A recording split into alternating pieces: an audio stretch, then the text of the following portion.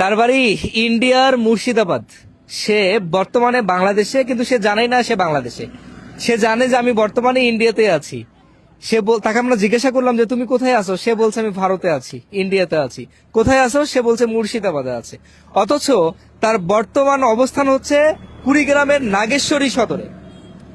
তো আমি বুঝতে পারছি না, বাংলাদেশে যে পরিমাণ মানসিক ভারসাম্যহীন ইন্ডিয়ান, আমরা যতগুলো ব্যক্তিকে খুঁজে পাচ্ছি 100 জনের মধ্যে 80 জনই হচ্ছে ইন্ডিয়ান।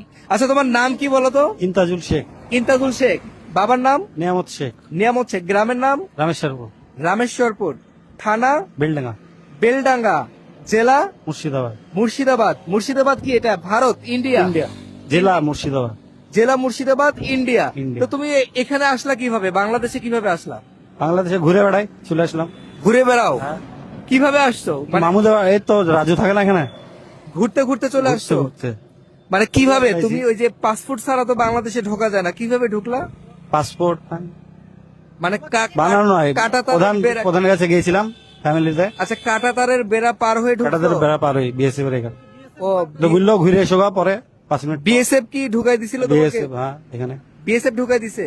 হ্যাঁ। মানে ভারতীয় বিএসএফ তোমাকে ঢুকাই দিছে, পুশ ঢুকিয়ে করছে, দিছে, পুশ হ্যাঁ, করাইছে বাংলাদেশে। ও, তো তুমি এখন কি তোমার বাড়ি যেতে চাও? না, বাড়ি মারে হয়। মানে ভারতে যেতে চাও না? বাংলাদেশি নাই। তোমার কাছে ভালো লাগছে এখন? দুনিয়ায় বাংলাদেশি ঠিক আছে। বাংলাদেশি থাকবা? হ্যাঁ। তো তোমাকে প্রথমে জিজ্ঞেস করলাম তুমি কোথায় আছো, তুমি বললা ভারতে আছো। ভারত, ইন্ডিয়া। এটা তো ভারত না, এটা তো বাংলাদেশ। ইন্ডিয়া, এটাও ইন্ডিয়া। এটা ইন্ডিয়া। বাংলাদেশ অন্য আলাদা, ঢাকা শহর ওইখানে। আচ্ছা, সে বলছে আমি বর্তমানে ভারতে আছি, সে জানে না সে বাংলাদেশে আছে। তুমি ভারতেই আছো? হ্যাঁ, এটা ভারত? ভারত। এটা তো হচ্ছে কুড়িগ্রামের ভুরুঙ্গামারি। হ্যাঁ, এটা তো বাংলাদেশ। হ্যাঁ, এটা বাংলাদেশ না? ইন্ডিয়া। কুড়িগ্রাম ইন্ডিয়া? বাংলাদেশ, হ্যাঁ। তো সে বলছে ইন্ডিয়া আছি।